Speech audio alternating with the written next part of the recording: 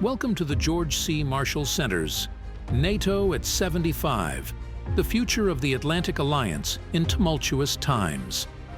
This podcast series explores the future of NATO in an era of global change. Join us as experts shed light on the challenges and evolution of the Atlantic Alliance. Stay tuned for insightful discussions on international security and NATO's path forward. A very warm welcome to the Marshall Center's latest podcast series on NATO at 75, the future of the Atlantic Alliance in tumultuous times. I am Fritz Rademacher, Professor of International Security. And I am Piotr, Rear Admiral in Polish Navy, currently seconded to the Marshall Center. As NATO approaches its 75th anniversary, the alliance is facing an extraordinarily volatile and demanding security environment in the Euro-Atlantic area and beyond. At their summit meeting in Washington, D.C. in July this year, NATO leaders are expected to take far-reaching decisions on a broad range of issues related to alliance security and defense. Our podcast series is meant to contribute in a timely and relevant manner to the strategic discourse in the run-up to and following the NATO summit. It offers the Marshall Center an excellent opportunity to reach out to our alumni community and the wider public on topical NATO and Euro-Atlantic security and defense issues.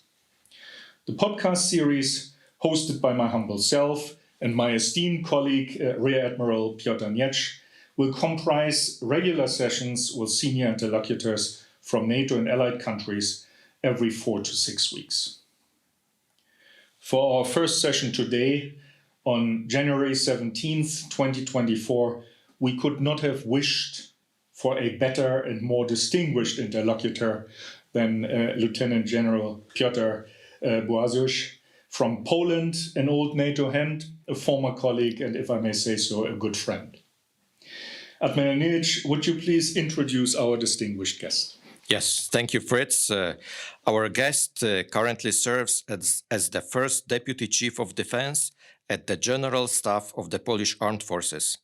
He has gone through a very interesting and extensive career that I will not describe in full detail today. However, I would like to mention that he was a brigade commander, he served in Afghanistan, but also he was the Assistant Defense Attaché in Washington, Deputy MILREP at the Polish representation to the NATO and EU, and finally, Deputy Chief of Staff for Strategic Development and Preparation at NATO SHAPE. Good afternoon, General. Good afternoon, gentlemen. Good afternoon. Clearly, we are experiencing challenging times. As our distinguished colleague from across the Atlantic, Dan Hamilton, put it recently, Europe and North America stand today at a historic inflection point between a fading era of relative stability and a volatile, dangerous age of disruption that is global in nature and broad in scope. NATO and its like-minded partners across the globe are facing numerous interconnected and concurrent global and transnational challenges, in particular a revisionist and belligerent Russia waging an unprovoked war of aggression against its neighbor Ukraine, an increasingly assertive and militarily powerful China, widespread instability in our neighborhoods, a dramatically changing technological landscape, and man-made as well as natural risks. Let me ask you, General, when you look at this current strategic environment, what is it actually that keeps you up at night? What makes this new security paradigm so difficult from your point of view? Well, I think it's a very good question and not an easy to answer. I guess I would say that what really keeps me awake at night is the fact that Russia cannot be appeased for the moment, and it will not stop in Ukraine. It's a 360-degree threat. It's actively pursuing its, as you said, revisionist, neo-imperialistic, very aggressive policy and behavior worldwide. They are active not only here in Europe, but they are also very active in other parts of the world, trying to actively influence, dismantle, and change the existing worldwide security architecture. And as we all remember, Mr. Putin has already hinted at this goal in 2007 at the Munich Security Conference. We kind of missed it. We didn't take it too seriously, but he really meant it. And I think he will not stop at what he achieved by now, because he believes that he can achieve more. His strong belief is probably that we, as the Western societies, will get tired with the war in Ukraine, that the support will start vanishing, and eventually he will achieve his goals. But we need to remember that if he is able to achieve these goals, our threat, the threat to our security, will be even much higher than it is right now. And he is using all the instruments of power at his disposal, from active measure to high-end combat. Absolutely. The active measures are back online. As we all remember, the Soviets used it during the Cold War, and now they're reinstituted this idea. This is directly connected with the hybrid. The war in the cyberspace is ongoing daily. As we know, there is a challenge of attribution, but everything points that the Russian, Chinese, Iranian hacker groups are extremely active and complicating our lives. And again, that's what I think is difficult right now in the current security environment. That this is, I guess, we can call it a security paradigm. That we are not now talking that much, or we're not experiencing the actual combat that we are facing the enemy as it was in the Cold War. On the other side of the front, there are troops. They are marked. They have markings. We know who they are. Actually, he is using all sorts of very subversive measures, active measures, to influence our societies, our governments, the decision makers. Now he's doing everything he can to dismantle the NATO or diminish its role as much as possible. This probably comes from his trauma when the Soviet Union was dissolved, which he blamed was mostly because of the West, and the West was the one that dismantled the Soviet Union. So now he wants to do the same. He wants to alter the post-Cold War established security architecture, and he is successful in some areas. He's driving the wedge between the allies. He's driving the wedge between the organizations. He is very active in our countries with all sorts of NGOs, disgruntled or far-right people, and he probably will be very active, as he was before, in the upcoming US elections as well. Thank you very much. General, let's get more specific then. NATO 2022 strategic concept adopted at the NATO summit in Madrid underscores the need to significantly strengthen deterrence and defense as the backbone of Washington Treaty Article 5 commitment to defend each other. So for now, let's focus on the first part of this core task, deterrence. What is Polish vision of deterrence and how it combines with Eastern flank and NATO policy overall? Well, I think we also need to stress that the new NATO strategic concept also openly in an unclassified document called Russia a direct threat. That's the first time in history of NATO that allies have agreed in an unclassified document to call Russia a direct threat. Well, from our perspective, and also the whole alliance and our allies, deterrence is key. Deterrence is difficult because we all know that the challenge is how we can measure if the other side feels really deterred. But no matter what, we are doing it as an alliance, also as allies together. This we call it a little bit of an active deterrence, which means that we are very active, and we are deploying our troops. There is a forward presence in a number of countries. We started the work on the prepositioning We have improved and continue improving our exercise program. We are setting up new policies, which we communicate to the other side, so they are aware of our stand.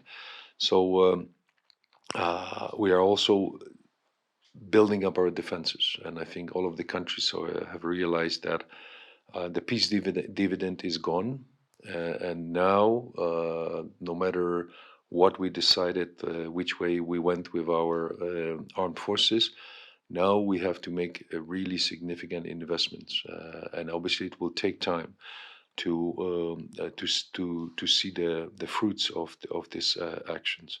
But deterrence is key because I think everybody wants to make sure that we do everything possible to deter the Russian actions. They need to understand that there will be a reaction, that we as the alliance will react to any armed attack, to any attempt to infringe of the sovereignty of the allies.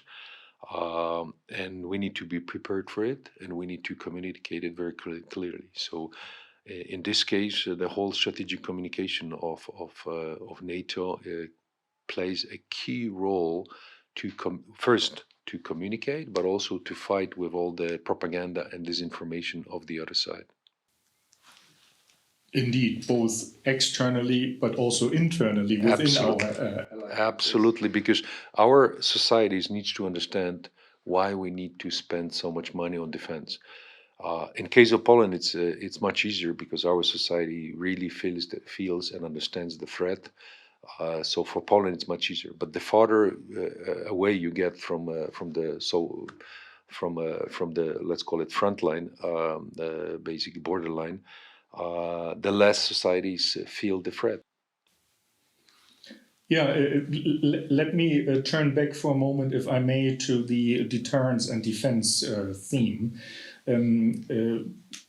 I think it's correct to say that one of the many unintended consequences of President Putin's second invasion of Ukraine in February 2022 is actually the stunning transformation of Northern Europe's security environment.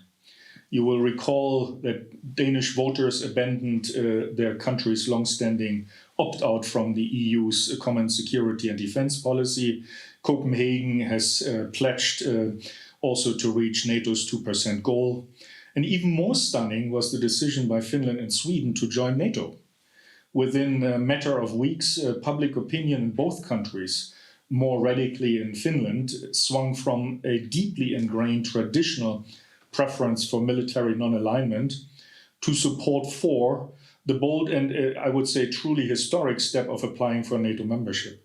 Let me ask you this. What are the changes to security in the Baltic Sea region with Finland having joined and Sweden hopefully joining soon? What are the changes to the security in the Baltic region? And what is actually their impact on Poland's strategic thinking and posture from your perspective? Well, I think we should begin with the statement that there must have been a reason that countries like Finland and Sweden have applied for the membership. One of them is already a member. Second one, hopefully, will be very soon. But keep in mind, there are other countries that are very interested in membership, i.e., Georgia, i.e., Ukraine. Obviously, this is a bit more complicated, but I think that proves and completely is it actually shows that there is no truth in the statements of the other side that NATO is encroaching on it. Actually, that's the opposite, that the countries believe that NATO is the only security guarantor, that actually your country can be sovereign and you can make your own decisions. That's the whole point. Because if you're under the Russian sphere of influence, you are completely dependent. You cannot make your own decisions. This is, I think, important to stress that there must be a reason that these two countries who have been non-allied with NATO for a long time, officially, were not members, meaning they were cooperating with us, that all of a sudden the societies supported this this move. And we hear from the leaders of both countries that they absolutely understand and see the threat of Russia. The recent statements coming from the high-ranking officials prove that they really worry about the future and the behavior of our common neighbor, who was in the system for many years, who we thought would become part of the system, would be enjoying the benefits of the economy, making money. Unfortunately, the leadership of Russia has decided to go back to the old times, try to reestablish the past at all cost. They reversed all the reforms in Russia. They put a strong grip on the whole economy in Russia, who is more or less run still from the Kremlin. So I think this is an important point to stress that these countries made their own decision. It was not NATO pushing them to, hey, come and join us. It was actually each of those countries that asked for the membership.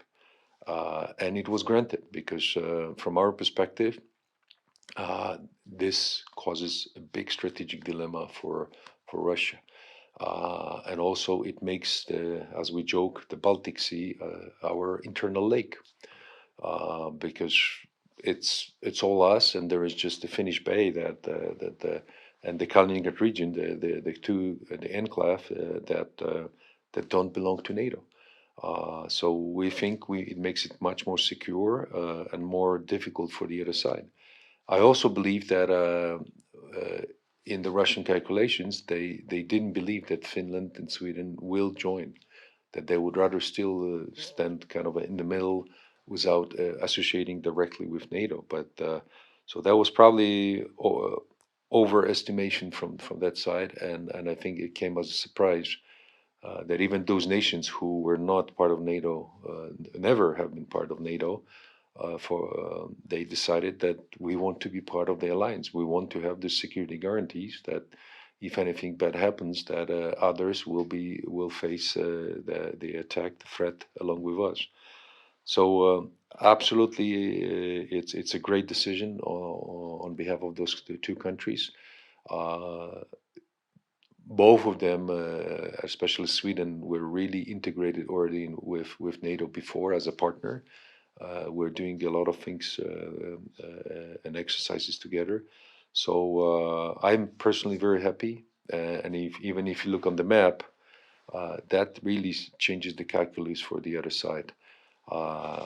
However, on the other hand, right now, Finland, as we all know, is facing this state-sponsored illegal migration, exactly what we have been facing 2 years ago, and recently it was just a minimum, small numbers, up to 100 a day or so. Recently, very few, because now the effort has been moved to Finland to put the stress on the government, on the security forces, on the border guard, and basically keep them preoccupied. In our case, we still have about 8,000 troops on the border supporting the border guard, because this illegal migration is a great hybrid tool that at any moment could be either turned up or turned down by the Russians, because it's not Belarus per se; they're just the tool, and that's what they're doing for the Russian-Finnish border exactly. So we need to stress that this is really state-sponsored illegal migration, because they are actually luring these people to come to Russia or to Belarus, telling them you can easily enter the European Union. Because we need to keep in mind that most of them are not interested in staying in Poland. They want to go to Germany, to the Netherlands, to the UK. And quite often they are very young people, very strong.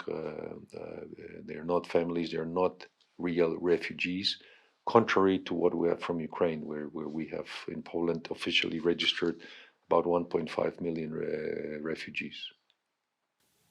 Yeah, indeed. And, it shows that we need resilience, not only our security forces, but also our societies have to be resilient to cope with these various forms of attempting to undermine, our model, the way we are living. And indeed, I couldn't agree more. If I may interrupt a little bit on this one, absolutely, resilience is key. But resilience, some people think that this is just a kind of a civil defense. We are past that point. This is about the whole resilience of the whole society. And we're talking also in the cognitive domain, where Russians are very active. They are finding the issues that are very controversial, that are dividing our societies, and they're exploiting those using the troll factories or using the bots and magnifying the negative messages, getting into people's head, influencing the elections, and so on. So we really have to build up the resilience. In our case, for example, we really had to think through because we had quite a few violations of our airspace by Russian missiles, by the helicopter. So we really had to think up, okay, how we inform the society and make them aware of what's going on without causing any panic, because that's what's key in this kind of a behavior. So absolutely, I think the resilience and keep in mind, for the moment, Russians are not ready and planning an open invasion against the NATO countries. May come in the future. They may be able to do it in 2-3 years once the conflict in Ukraine somehow stops. But the point is that right now, even they are attacking, our power grids. They are attacking our banking systems. They are attacking our communication systems.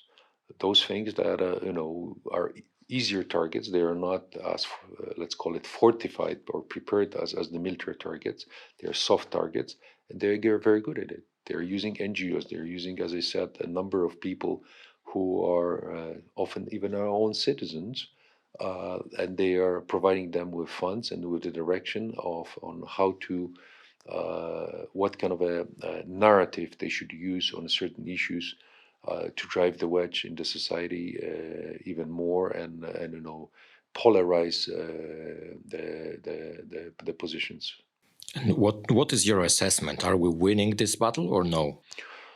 I would say we're in the middle because we are getting better. We are betting. First of all, we are getting better at identifying the threat, which again is not dressed in uniform. It's not an army that came with tanks. This is really below the threshold of armed conflict of the Article 5. So identifying those and not being afraid to say that, hey, our counterintelligence services were able to identify that this particular person is actually like kind of like a foreign agent supporting the Russian cause. So identifying it, and Germany also is facing this challenge, even the German counterintelligence, right? So, for example, so identifying it, but also not being afraid to react, because keep in mind we are still a democratic society. Everybody has his own rights or her own rights. So we are not like Russia that immediately, we do things that are that cut off the whole process. I mean, they still can go through the official legal process and everything. So it's a difference, but identifying proper procedures to react and being able to prevent in the future as much as possible or make it as difficult as possible. Great, General. So we've been talking already about deterrence, resilience. So maybe now let's move towards the second part of the NATO primary core task, that is defense. How does the war in Ukraine influence Polish military leaders in their approach to defense? What are the lessons that should be implemented in the regional defense? Well, I think we all came to a conclusion that we thought that the old style World War I warfare is gone, will never come back.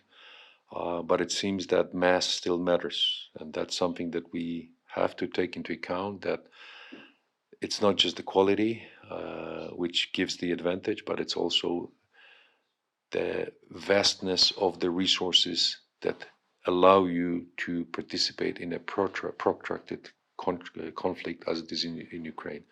Even though the Ukrainians have an upper hand in certain areas, they still, if they are lured into using the Russian tactics more than the Western tactics, they cannot stand the Russian power, because their human resources, their equipment resources, ammunition resources are vast. Even though they are old, even though they are from the long-term storages, even though if they are imported from countries like North Korea, that doesn't matter. It's still the mass, and to face it, apart from the high-tech technology, you need good tactics and take advantage of the Western equipment, which gives in certain areas the advantage. But also, you need to basically quickly adopt the lessons identified, turn them into lessons learned from the battlefield. We do it in training for the Ukrainians. We also are observing, the whole process of, let's call it, droneization, which means that drones are more or less now one of the main tools that are being used to execute the missions.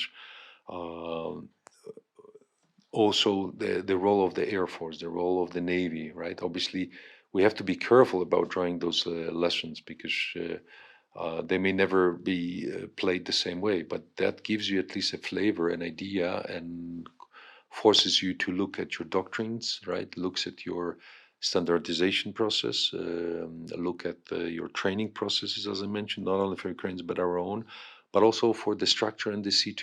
Okay, are we prepared really for this kind of a type of a conflict as one of the potentials that we can face in the future? The whole role of the integrated air and missile defense, right? That's something that we are not only facing physically in Poland with those incursions into our space. And again, keep in mind, the war is in Ukraine and Poland. We're still, just like the whole alliance, in peacetime. So that's what also makes it very difficult, because to fire, to shoot down a Russian missile is not that difficult. But then, you have to worry, okay, where the debris is going to fall down.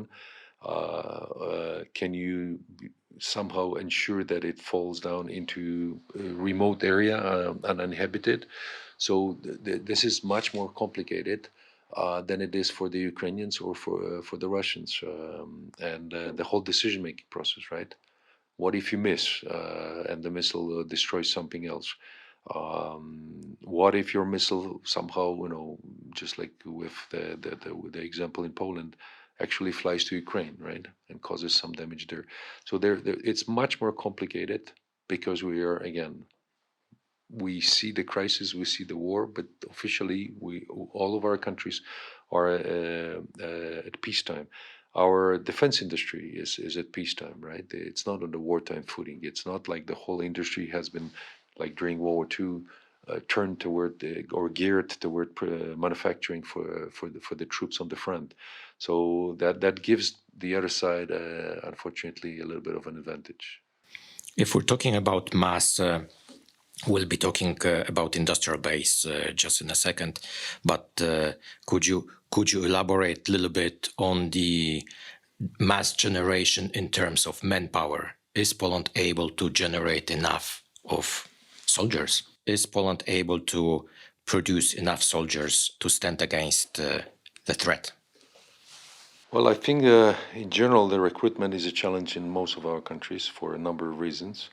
But I think in general terms, right now, our recruitment is on a good path. However, we constantly analyze and assess whether this will be, how long it will last, and whether we'll be able to get enough candidates to join.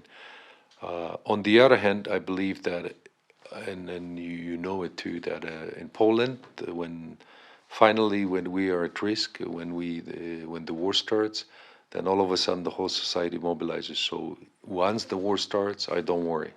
Now it's a challenge, and again, we do everything we can to ensure that we can recruit enough people. And it has to be, you have to be very proactive in this system. You need to tune your forms of serving in the military to the new generations.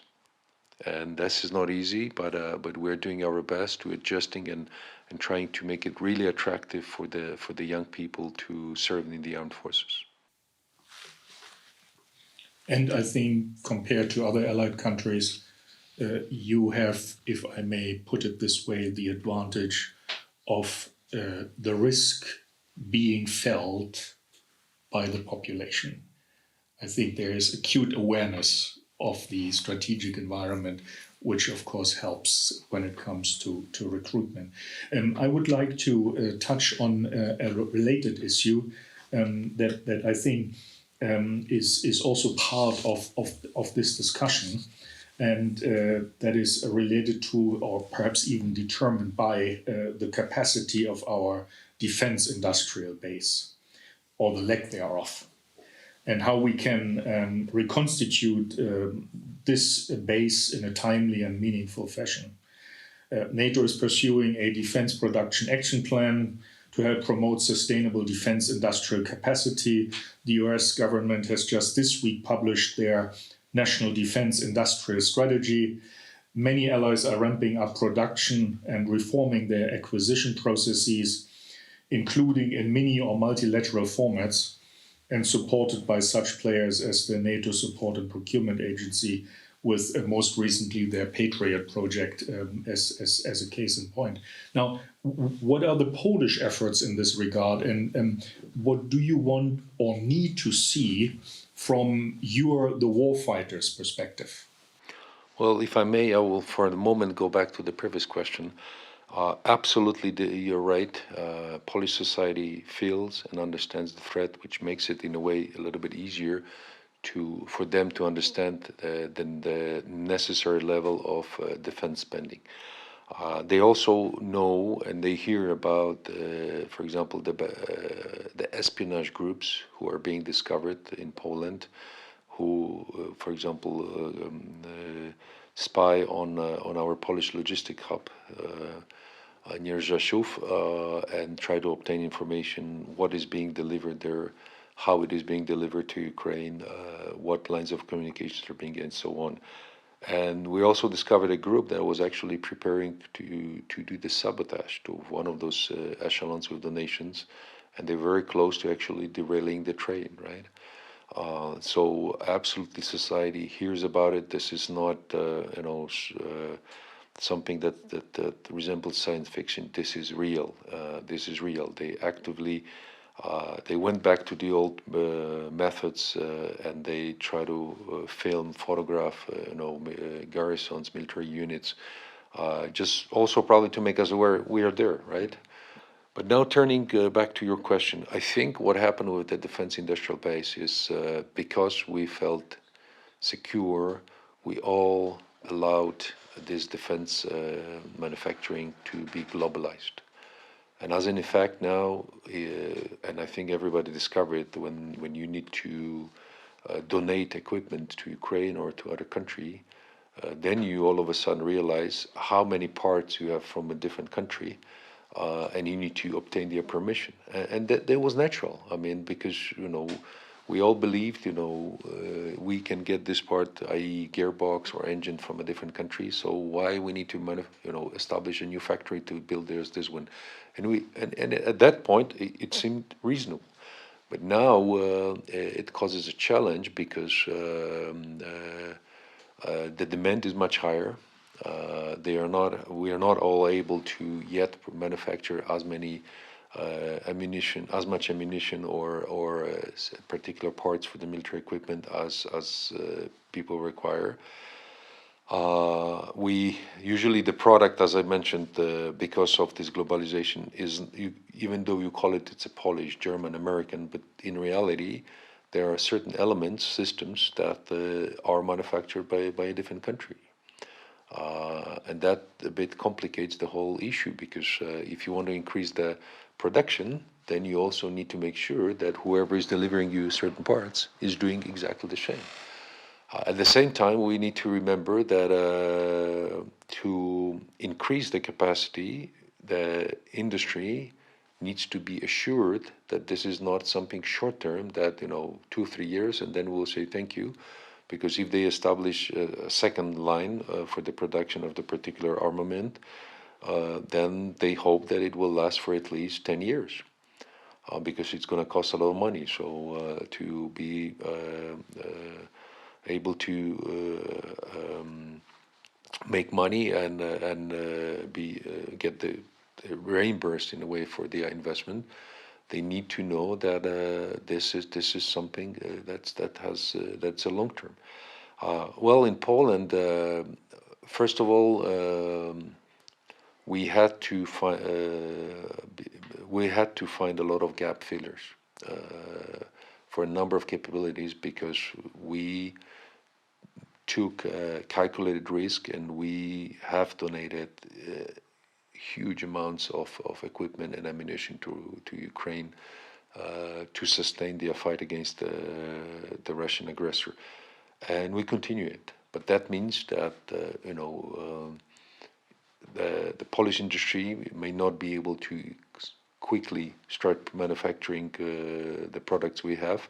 So we were basically on the market trying to find, and the main criteria was it's a high-tech equipment, but also the delivery time. And that's why we turned very honestly to Korea, because the turnaround between the signing of the contract for some of the equipments like K2s, K9s, right, was more or less 3 to 4 months, something that in a normal business is just impossible. And associated with this, I think there will be some technology transfers. Some of the manufacturing, some of the maintenance will be also transferred to Poland, right? So this is also hopefully beneficial for the Polish defense industry. So it's a complicated matter, but the war shows that we need to have this capacity because this threat will not go away. Some people, I think, wrongly believe that the moment there is a freezing of the conflict, right, of the war, doesn't matter if it's a peace accord or this is just a temporary freezing, right? There's some agreement signed. Some people believe that, okay, from then on, we can go back to business as usual, kind of forget about everything, stop all the investments, redirect the funds from the defense to other, important areas like social welfare or healthcare, which we all face. It will not happen, because as long as our neighbor does not want to behave and be part of the system of our economic system and just make money and make us dependent one way or the other, if I may joke, rather is willing to use the force to alter the system, that threat will be persistent. And also any changes in the political leadership, I don't think they will significantly alter the direction that Russia has decided to take. It's a very interesting topic, General. Unfortunately, we are pressed by the time, so I would like to switch a little bit and ask you about the actual theme of our podcast, which is NATO at 75. NATO heads of state and government will convene in July of this year in Washington for the anniversary summit. What is your military perspective and expectation, of course, regarding the outcome of this summit? Well, I think to start the answer to this very good question, we should probably keep in mind that one of the main goals for Mr. Putin and Russia is to diminish or potentially dismantle diminish the role or dismantle the NATO as an organization. All this rhetoric that NATO is not necessary anymore, there is no enemy, and so on per se. And he's obviously using all possible tools to make it happen. So that's something we need to keep in mind, that our unity was, is, and will be the center of gravity. That we all, despite of our different national interests, we are able to go forward. And we all remember from the history of NATO that there were ups and downs in this organization. for a number of reasons. Type of the equipment that was purchased, placing the nuclear weapons in Europe, then the idea of the town in 67, 68, and then 67, and then we had the invasion of Czechoslovakia. So we have to be very careful about what we communicate, and I think we need to do everything we can as the alliance to stay united, to be proactive, but also to prepare for the worst case scenario, so that the other side knows that it's not war, or it will come at the unacceptable cost for them to do anything crazy. So I think that that's the main message. But on the top of it, I would say that NATO is and will be a very effective and useful tool. And even though sometimes it takes time for the alliance as the whole to adapt, but at the end we are usually successful. And that's something that I think that the direction that of all the changes that are happening and are being implemented in NATO, will be prepared for the worst, I believe so. There are obviously a number of issues that we have to relook. One of them is obviously, as I always say, standardization. The other one is obviously we need to get even better with the integrated air and missile defense. But also look at maybe changing our approach to the common funded capabilities, that maybe as a NATO, in certain areas, we should develop this common funded capabilities that will be owned by NATO and at the NATO disposal. We definitely need to do our best, as we see, this is a good lesson from Ukraine, space, which is a new domain. We need to really work hard on just as we did with cyber, and cyber is pretty well developed in NATO, but now space is I think should be one of our top priorities to also implement it within NATO as much as possible. The resilience, this topic keeps coming back, and it will keep coming back because, as I said, we are not really facing right now a direct combat armed attack. We are rather now facing this below the threshold, all sorts of hybrid warfare, active measures. So we all need to make sure that as the alliance, all of the members, right? And there are different members with in different parts, different perception of threats, which is natural, that we are prepared and that our societies become as much resilient as possible to the Russian propaganda, disinformation, and the indirect influence and mingling with our democracies and our election systems.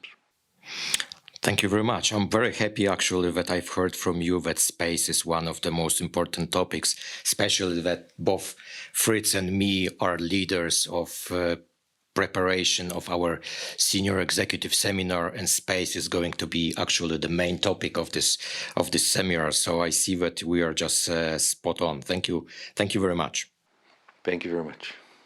I very much regret to say this, but we are coming to an end of what I think was an absolutely fabulous first podcast session on NATO at 75 and the future of the Atlantic Alliance in tumultuous times. General Blazeusz, we cannot thank you enough for taking your time to be with us in person here at the Marshall Center, for your fascinating insights, and last but not least, your patience with the two hosts asking all these difficult questions of you. Thank you so very much for that. We wish you all the very best in the discharge of your duties and all the important work you do for your country and our alliance. And we very much hope to be able to welcome you again to the Marshall Center in a not too distant future. And to our listeners, please watch the space and follow our next podcast session with the Croatian permanent representative and current dean to the North Atlantic Council, His Excellency Ambassador Mario Nobilo. Until the next time, goodbye from us, Fritz Rademacher. and Piotr. Thank you for joining us on NATO at 75, the future of the Atlantic Alliance in tumultuous times, presented by the George C. Marshall European Center for Security Studies. The views expressed in this podcast are those of the speakers and do not necessarily represent the official policy or position of the George C. Marshall Center, the U.S. Department of Defense, or the U.S. government. We hope today's episode provided valuable insights into NATO's role in today's world. For more content, visit our website at www.marshallcenter.org. Join us next time for more on the unfolding story of NATO.